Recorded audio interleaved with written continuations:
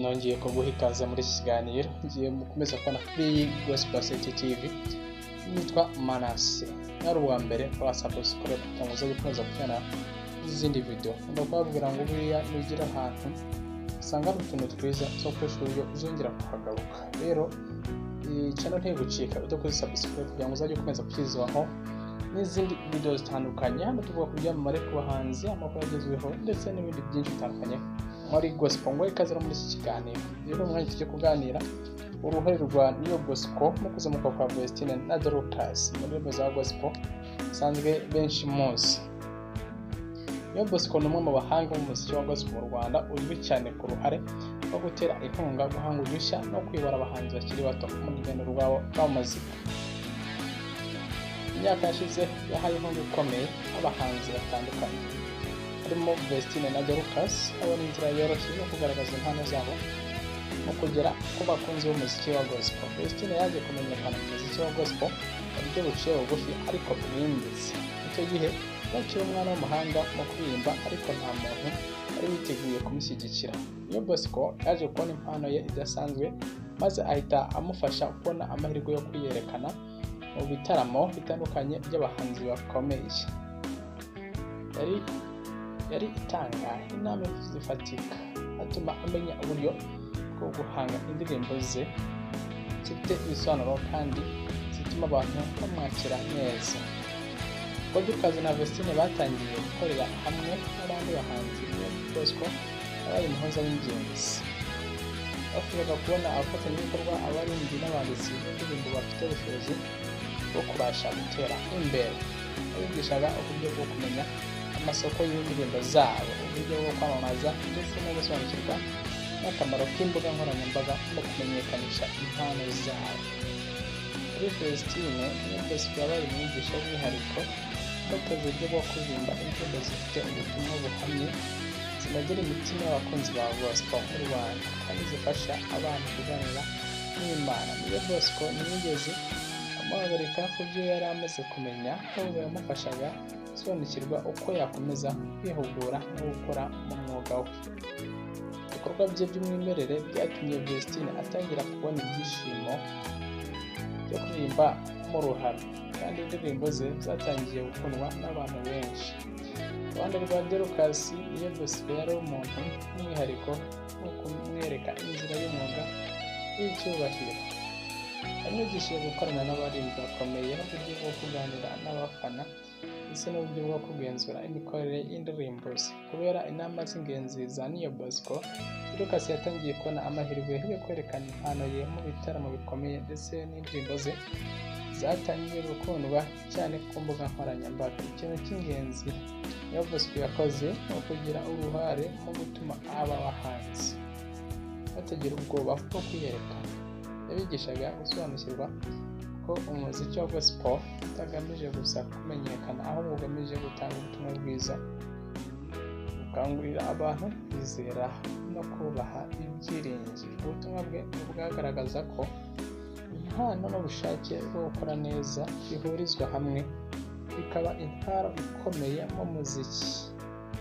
Umuyobozi w'umwuga, Niyo Bosco kandi yafashaga Vestine na Dorcas n'abanditsi b'indirimbo n'abatunganya amajwi. Yabigishaga kugenzura neza indirimbo zabo mbere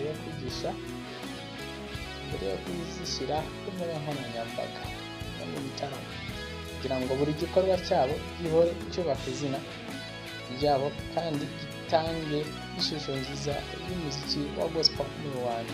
Kuko bya Niyo Bosco byatumye aba bahanzi babasha kubona amahirwe atandukanye yo gusohora indirimbo zabo ku bitaramo bikomeye ndetse no mu maradiyo atandukanye. Yabafashaga kumenya uburyo bwo guhitamo abahanzi bazabafasha mu mashusho y'indirimbo, uburyo bwo gutegura amafoto n'amashusho meza ndetse no kumenya ko bashobora kugera ku bakunzi babo b'indirimbo za gospel. Uruhare rwe rufatika rwagarukiye gusa ku buryo bwo kumenyekanisha indirimbo, yabafashaga kandi mu buryo bwo kubaka izina ryabo nk'abahanzi b'icyitegererezo. Yabigishaga kwirinda amakosa ashobora kubangamira izina ryabo, guhitamo neza abavugizi n'inzego bazakora ndetse no gukomeza kuba abahesha ishema umuryango n'abakunzi ba gospel mu Rwanda. Mu rwego rw'amahuriro ya gospel, Niya Bosco yakomeje guha Vestine na Dorcas icyubahiro cyo kuba abanyamwuga b'inyangamugayo. Yafashaga kumenya uburyo bwo gukorana neza n'abandi bahanzi, kumenya uburyo bwo kuganira n'abafana no kugira uruhare mu bikorwa by'ubugiraneza by'umuryango. Ibi byose byagize uruhare rukomeye mu gutuma izina ryabo rirusha imbaraga mu muziki wa gospel nyarwanda, kandi bigatera abandi bahanzi gukurikirana urugero rwabo. Umwihariko wa Niya Bosco nuko atigeze ashyira imbere inyungu ze bwite gusa, ahubwo yagize uruhare mu kuzamura impano z'abandi. Ibi byatumye Vestine na Dorcas batangira kubona ko muzika ya gospel itanga amahirwe yo guhindura imibereho y'abantu, ndetse bakagira intego yo gukomeza guha ubutumwa bwiza abakunzi babo.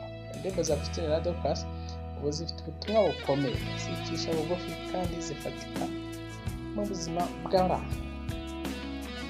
Uko bakomeza gutera imbere mu muziki,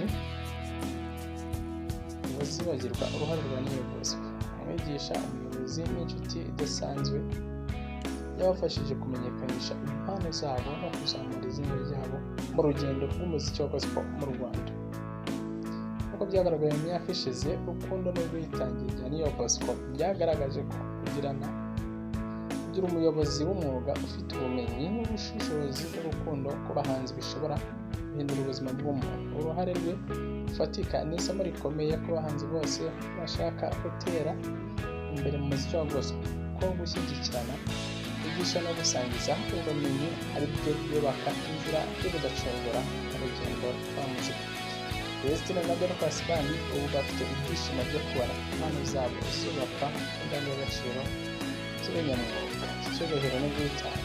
Umuryango wa gospel mu Rwanda nawo ubona ko hari abantu Niya Bosco bafasha mu gutera intambwe ikomeye mu kuzamura impano z'abahanzi bakiri bato, bityo bakagira uruhare rukomeye mu guhindura imico n'imibereho y'abakunzi ba muzika ya gospel. Niya Bosco yerekanye ko umuntu ufite ubumenyi, ubushake bwo gufasha n'urukundo ku muziki wa gospel ashobora guhindura byinshi. Uruhare rwe mu buzamukazi bwa Vestine na Dorcas ntibwibagira, kuko rwatumye bakura mu buryo bw'umwuga, bamenya gucunga neza impano ze, kandi bakomeza gutanga ubutumwa bwiza ku bakunzi ba gospel. Uyu mwanya bagomba gusiga ubusa. Vestine na Dorcas bakomeje gukorera hamwe n'abandi bahanzi batandukanye, kandi buri gihe bashimira Niya Bosco inama ze, bafasha we n'urukundo rwe rwagaragaye mu rugendo rwabo mu by'iterambere. Mu buryo nk'ubu, ko abahanzi b'umwimerere Vestine na Dorcas bashobora kubaka izina ryabo kandi bakagera mu ntego zabo muziki wa gospel, kubera umuntu nka Niya Bosco wabahaye umurongo w'ubushobozi bwo kwiyubaka no kugeza ku nzozi zabo. Murakoze cyane. Ibyo nitwa Nigena Mazi. Iyi ni Gospel TV. Wayikaze no ku zindi video. Dukurikire, kora subscribe kugira ngo uzajye ukomeza kujyana n'izindi video tuzajya tubagezaho. Murakoze cyane. Ciao nakagaruka. Mana ibahereze umugisha.